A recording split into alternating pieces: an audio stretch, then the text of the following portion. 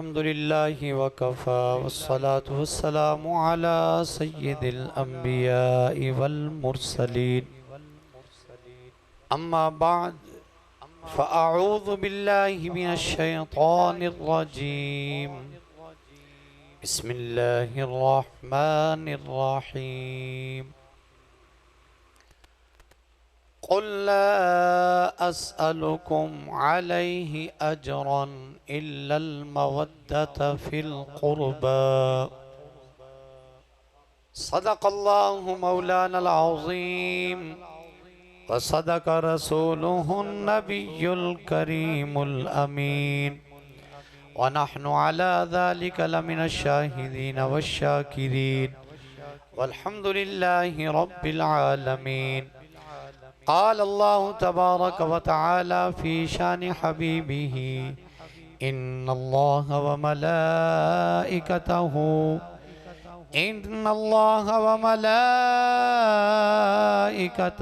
युसल्लूना Alan नबी या अय्युहल्लज़ीना आमनू सल्लु अलैहि व सल्लिमू तस्लीमा। आवाज़ बुलंद पढ़िए अस्सलातु वस्सलामु अलैका या सय्यदी या रसूल अल्लाह व अला आलिका व अस्हाबिका या सय्यदी या हबीब अल्लाह।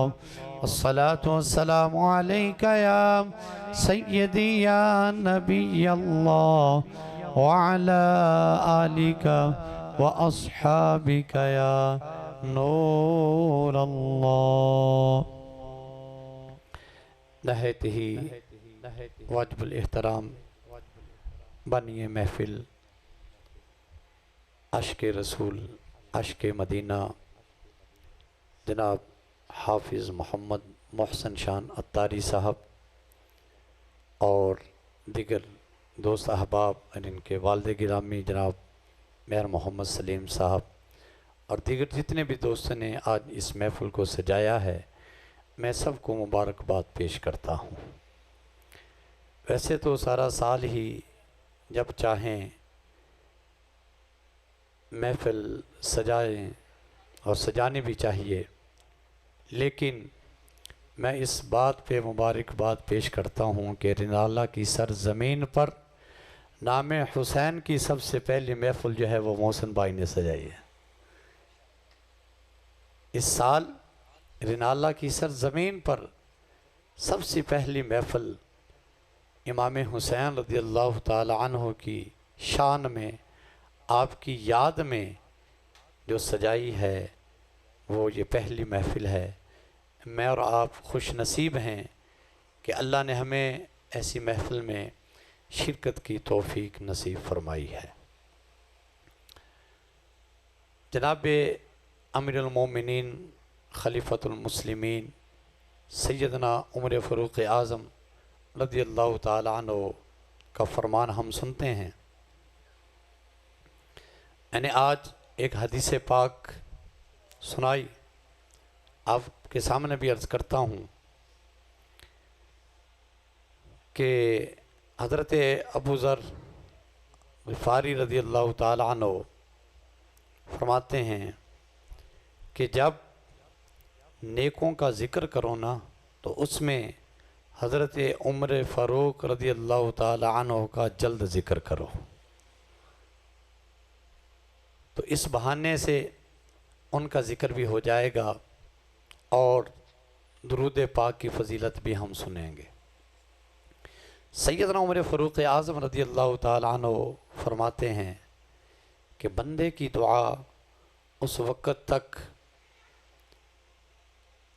आसमानों की तरफ परवाज़ नहीं करती, उसका खुलासा है कि जब तक वो मोहम्मद सल्लल्लाहु अलैहि वसल्लम पर दुरूद नहीं पढ़ लेता। तो लिहाजा हमें चाहिए कि हम अपने करीम आका सल्लल्लाहु अलैहि वालिहि वसल्लम की बारगाह में कसरत से दुरूद पाक पढ़ा करें। अल्लाह ताला मुझे और आप सबको अमल की तौफीक अता फरमाए।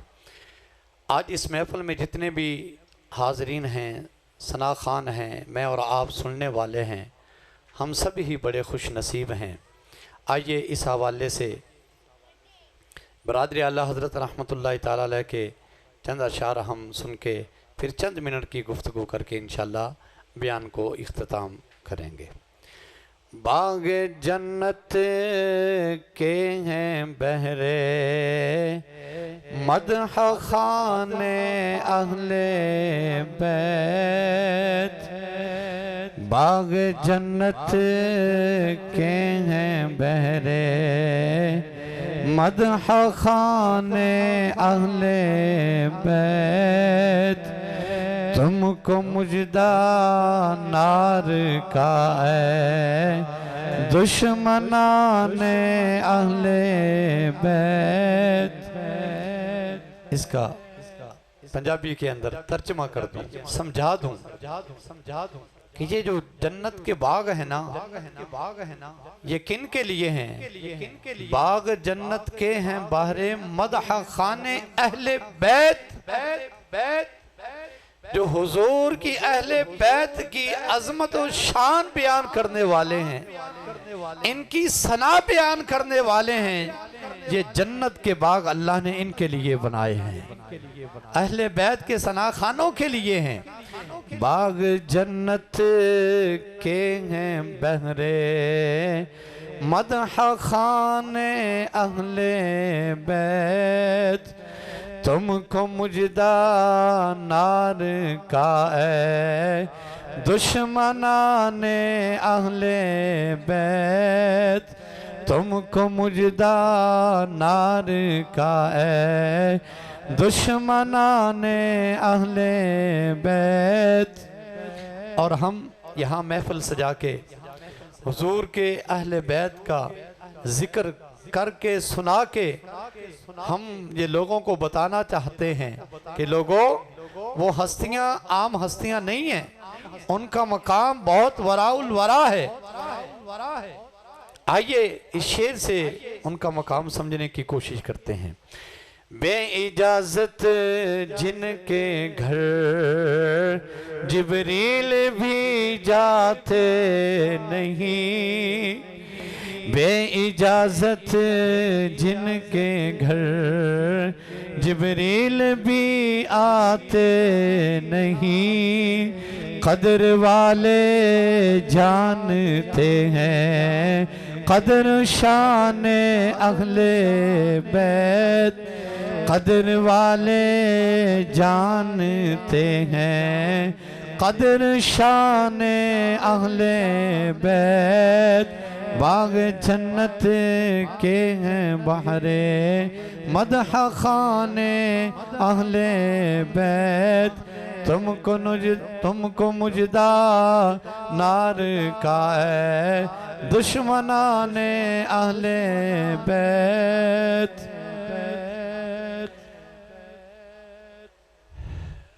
जो आपके सामने आया करीमा तिलावत की है, रब्बुल आलमीन ने इरशाद फरमाया, महबूब सल्लल्लाहु अलैहि वसल्लम, कुल ला अस्अलुकुम अलैहि अजरन इल्लल मवद्दत फिल कुर्बा। ए महबूब, आप इनसे फरमा दीजिए, ए लोगो, मैं तुमसे किसी चीज का सवाल नहीं करता, मैं तुमसे कोई चीज नहीं मांगता, अगरचे हर चीज ही तुम्हें मेरे सदके से मिली है।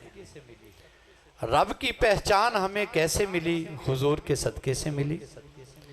कुरान का इरफान कैसे मिला? हुजूर के सदके से मिला।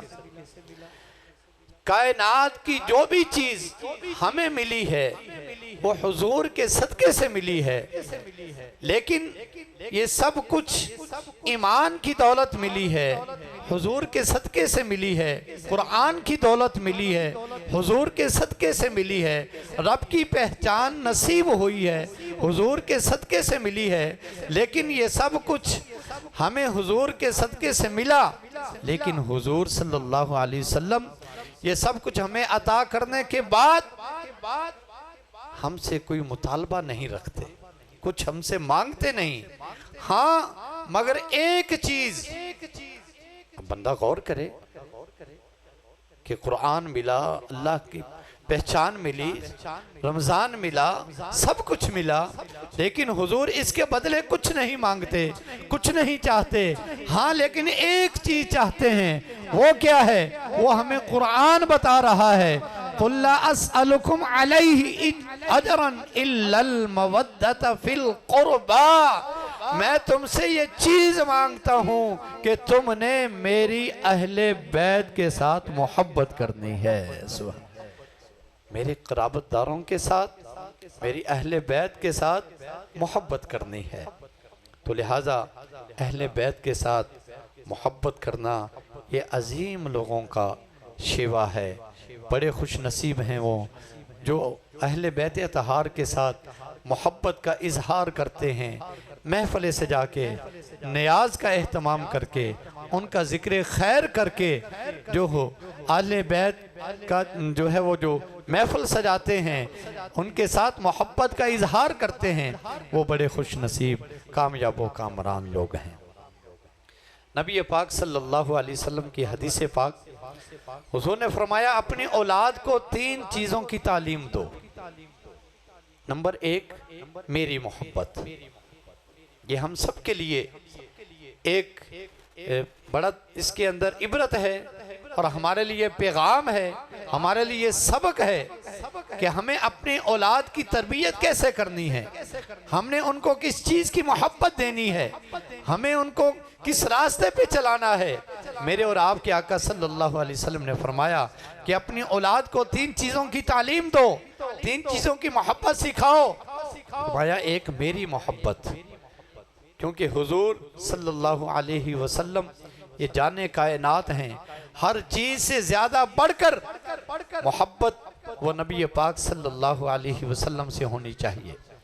मोहब्बत की, मोहम्मद की गुलामी दीन हक की शर्त अव्वल है, इसी में हो अगर खामी तो सब कुछ नामुकम्मल है। मोहम्मद की गुलामी सनद है आज़ाद होने की। बाहर के फरमाया कि एक मेरी मोहब्बत, दूसरा उनको कुरान सिखाओ, कुरान की तालीम दो, कुरान की मोहब्बत दो। हम गौर करें ना, हम अपने बच्चों को सिखाते हैं, तालीम देते हैं, पैसा खर्च करते हैं, माल भी खर्च करते हैं, पर किस लिए? दुनियावी तालीम के लिए। हाँ जी, हज़ारों रुपए फीसें भी देंगे, आला कॉलेज के अंदर उनको दाखला करवाएंगे, लेकिन वो दुनिया की तालीम तो हासिल कर लेता है, डॉक्टर बन जाता है, इंजीनियर बन जाता है और जनाब बड़े ओहदे पे फैज हो जाता है, लेकिन कुरान सही पढ़ना नहीं आता। जिसकी तालीम हुजूर सल्लल्लाहु अलैहि वसल्लम ने इरशाद फरमाई कि अपनी औलाद को कुरान की तालीम सिखाओ, कुरान की मोहब्बत दो, उसकी तरफ हम तवज्जो नहीं देते। नंबर 3 फरमाया कि अपनी औलाद को मेरे अहले बैत की मोहब्बत सिखाओ।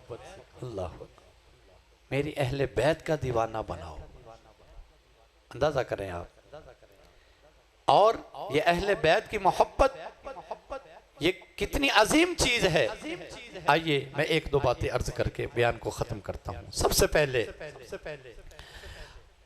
जनाब इमाम आली मकाम सैयद शुहदा हजरत इमाम हुसैन रज़ियल्लाहु ताला अन्हु, आपकी क्या अजमत, क्या शान है। जब आप पैदा हुए ना, तो किसी ने जाकर नबी पाक सल्लल्लाहु अलैहि वसल्लम को ये खुशखबरी सुनाई कि या रसूलल्लाह सल्लल्लाहु अलैहि वसल्लम, आपके यहाँ नवासा पैदा हुआ है, लेकिन बात यह है कि वो अभी आंखें नहीं खोल रहा। नवासा पैदा तो हुआ है, आंखें नहीं खोल रहा। अल्लाह अकबर। हुसैन मतलब पता क्या है? हुसैन का मायना है जलवों को समेटने वाला। हुसैन का मतलब जलवों को समेटने वाला, अपने अंदर जज़ब करने वाला। हजरत इमाम हुसैन रज़ियल्लाहु ताला अन्हु ने किस तरह जलवों को अपने अंदर समेटा, पैदा होने से लेकर आखिरी दम तक इसकी चंद झलकियां आपकी बारगाह में अर्ज करता हूं। इमाम हुसैन रज़ी अल्लाह ताला अन्हु पैदा हुए तो आंखें नहीं खोल रहे थे। किसी ने जाकर नबी पाक सल्लल्लाहु अलैहि वसल्लम को अर्ज किया कि या रसूल अल्लाह सल्लल्लाहु अलैहि वसल्लम, आपके यहाँ नवासा पैदा हुआ है लेकिन आंखें नहीं खोल रहा। मेरे करीम आका सल्लल्लाहु अलैहि वसल्लम ने जब सुना, हुजूर खुश हुए। हुजूर जो है वो अपने नवासे हजरत इमाम हुसैन रज़ी अल्लाह ताला अन्हु के पास तशरीफ ले गए। जैसे ही हुजूर सल्लल्लाहु अलैहि वसल्लम ने अपना चेहरा इमाम हुसैन के करीब किया तो हजरत इमाम हुसैन रज़ी अल्लाह ताला ने फौरन अपनी आंखें खोल दी हैं।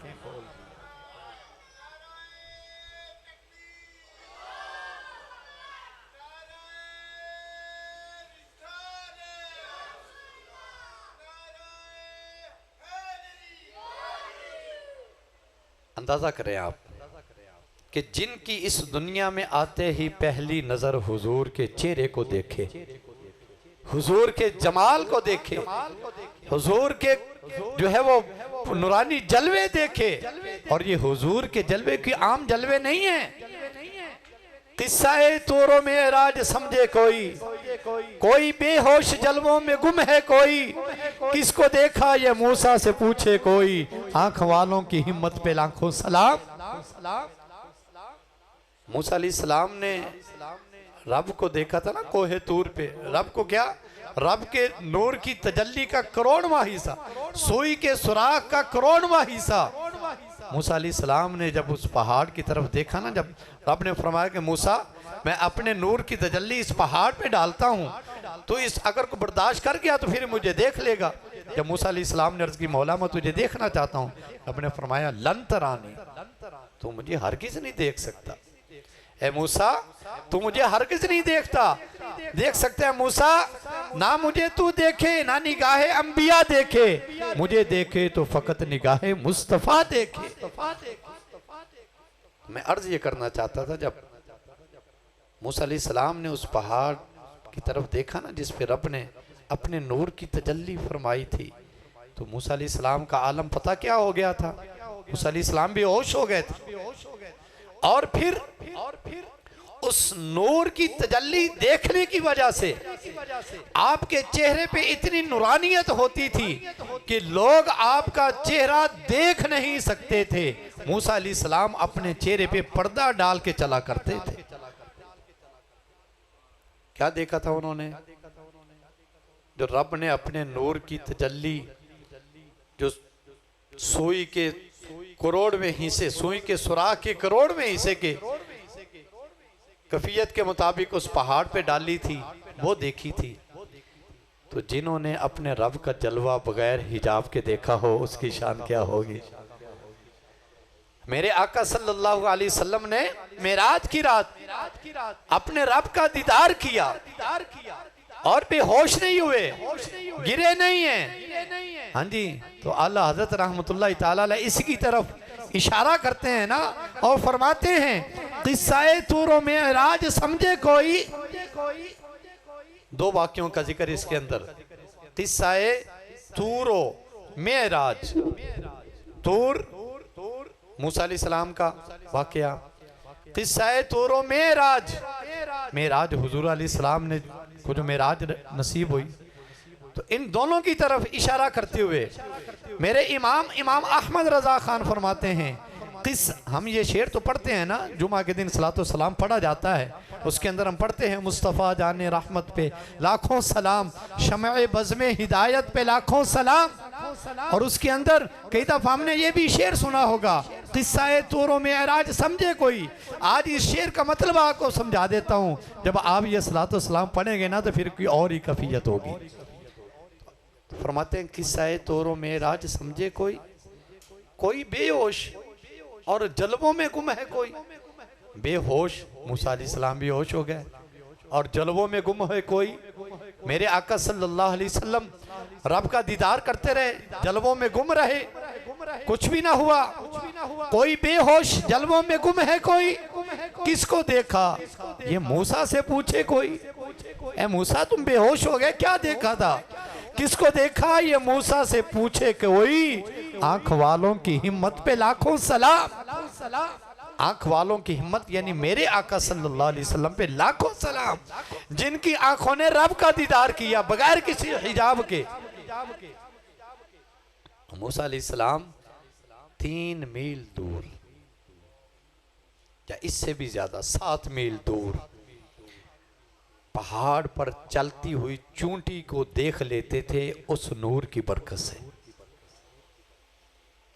जो नूर की तजल्ली रब की देखी थी ना कोहे तूर पे, वो देखने के बाद आपकी बसारत का आलम यह था कि 3 मील दूर या 7 मील दूर पहाड़ के ऊपर चूंटी चढ़ रही होती तो मूसा अलैहिस्सलाम उसको देख लेते थे। तो जब मूसा अलैहिस्सलाम को ये शान मिल गई, ये अजमत मिल गई, ये मकाम मिल गया, ये रुतबा मिल गया, ये बसारत मिल गई, जिन्होंने सुई के सुराख का करोड़वां हिस्सा रब के नूर की तजल्ली को देखा, तो जिसने सचमुच रब को देखा उसका आलम क्या होगा? हाँ जी, उनकी बसारत का आलम क्या होगा? उनकी अजमत का आलम क्या होगा? उनकी शान का आलम क्या होगा? मूसा अलैहिस्सलाम 7 मील दूर कीड़ी को देखे तो मेरे आका मदीने में रहते हुए रिनाला खुर्द के गुलामों को नहीं देख सकते? हाँ जी, अल्लाह अकबर। तो इमाम हुसैन रज़ी अल्लाह ताला जब दुनिया में पैदा हुए तो सबसे पहले क्या देखा? किस जलवे को देखा? किस नूर को देखा? वो जलवा, वो नूर, वो मुस्तफा करीम सल्लल्लाहु अलैहि वसल्लम का चेहरा कि जिन्होंने रब के जलवे देखे, जिन्होंने रब का दीदार किया, उस जलवे को सबसे पहले इमाम हुसैन ने देखा, फिर आंखें खोली। चलिए आगे चलते हैं। बड़े हुए इमाम हुसैन रज़ी अल्लाह ताला अन्हु कुछ बड़े हुए। हुजूर सल्लल्लाहु अलैहि वसल्लम एक जगह से गुजर रहे थे, कुछ बच्चे खेल रहे थे। एक बच्चे को हुजूर ने उठाया, प्यार किया, उसकी पेशानी को चूमा, सीने लगाया, मोहब्बत की। जो आपके साथ मौजूद थे उन्होंने अर्ज की, या रसूलुल्लाह सल्लल्लाहु अलैहि वसल्लम क्या बात है, बच्चे तो और भी बहुत सारे खेल रहे थे, इस बच्चे के साथ इतनी मोहब्बत, इस बच्चे के साथ इतना प्यार, इस बच्चे के साथ इतनी शफकत, इस बच्चे को बोसे, इसको गले लगाया, इसको सीने लगाया, क्या वजह है? क्या बात है? अल्लाह अकबर।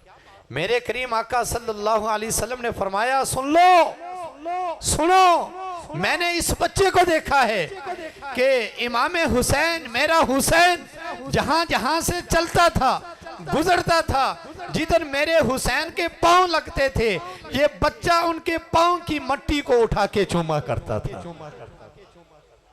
मुझे इस बच्चे से मोहब्बत है।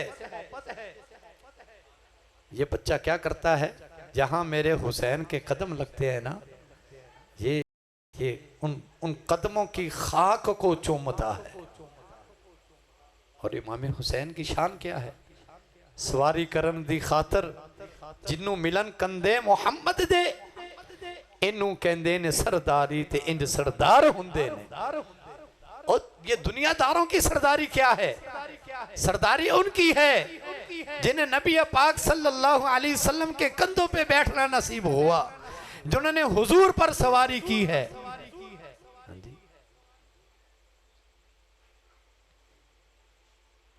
बाहर कैफ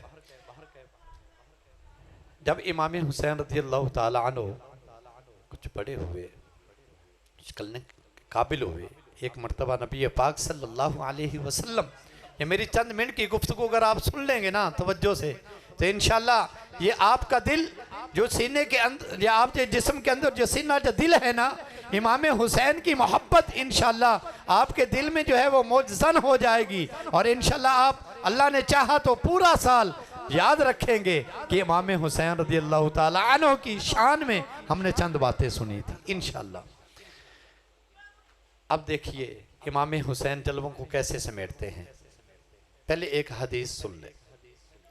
मेरे करीम आका सल्लल्लाहु अलैहि वसल्लम ने फरमाया, जब मोमिन नमाज में होता है ना, नमाज में होता है, और जब वो नमाज के अंदर सजदे में जाता है तो उस मोमिन बंदे नमाजी और रब के दरमियान जितने हिजाबात होते हैं सब हटा दिए जाते हैं।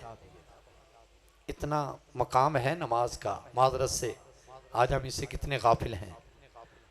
माजरत से नाराज नहीं होना, अहले बैत से मोहब्बत का इजहार तो करें, उनकी महफिलें तो सजाएं, उनके नाम की न्याजें तो दें, लेकिन सजदे किए औरों ने तेरा नया अंदाज है ए हुसैन।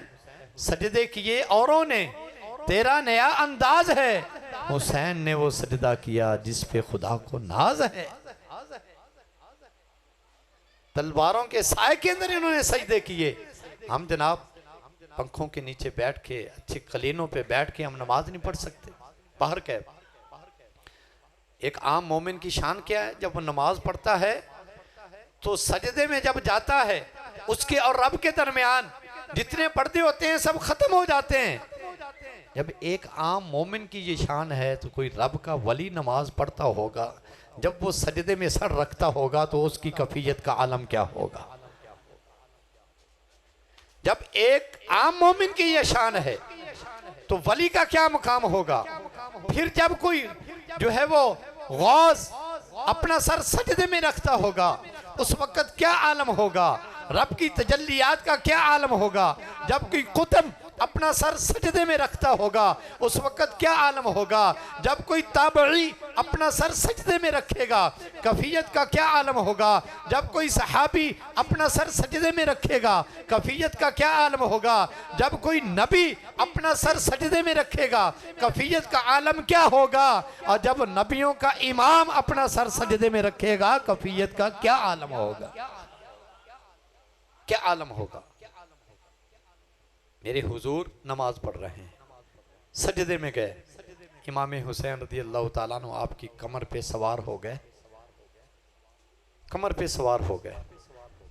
अब हुजूर सजदे में हैं, रब की नमाज पढ़ रहे हैं, सजदे में हैं। हाँ जी, अगर उठते हैं तो हुसैन कमर पे सवार हैं, कहीं नाराज ना हो जाए, और नहीं उठते तो फिर भी रब की इबादत में। अल्लाह अकबर। अंदाजा करें तो मेरे इमाम हुसैन रज़ी अल्लाह ताला अन्हु आपकी कमर पे सवार हैं, जिब्रील हाजिर हो जाते हैं, अर्ज करते हैं कि या रसूल अल्लाह सल्लल्लाहु अलैहि वसल्लम, आपका रब ये फरमाता है कि जब तक हुसैन सजदे में, जब तक हुसैन आपकी कमर पे सवार हैं आप सजदा जारी रखें, लंबा रखें। अच्छा, मैं पूछना ये चाहता हूँ, तो जब हुजूर सजदे में होंगे, हुजूर सजदे में होंगे, रब की अनवार और तजल्लियात कितनी बरस रही होंगी। जब एक आम मोमिन सजदे में सर रखे तो सारे हिजाब हट जाएं, जब हुजूर सजदे में सर रखते होंगे तो फिर क्या आलम होगा। और इमाम हुसैन रज़ी अल्लाह ताला अन्हु नबी पाक सल्लल्लाहु अलैहि वसल्लम की कमर पर सवार होकर नमाज की हालत में, सजदे की हालत में रब के जलवे समेट रहे हैं, रब के नूर को समेट रहे हैं, अपने अंदर जज़ब कर रहे हैं। क्या शान है मेरे हुसैन की। चलें जी, आखिरी बात की तरफ आते हैं, क्योंकि टाइम मेरा कम था तो टाइम तो तकरीबन ख़त्म हो चुका है। आखिरी बात, इमाम हुसैन का एक लक़ब क्या है, आपको क्या कहा जाता है? सैयदुश शुहदा। सब बोले, क्या कहा जाता है? सैयदुश शुहदा। क्या कहा जाता है? सैयदुश शुहदा। इसका मतलब शहीदों के सरदार। वैसे मेरे नबी पाक सल्लल्लाहु अलैहि वसल्लम ने फरमाया कि इमाम हसन हुसैन ये जन्नत के नौजवानों के सरदार हैं।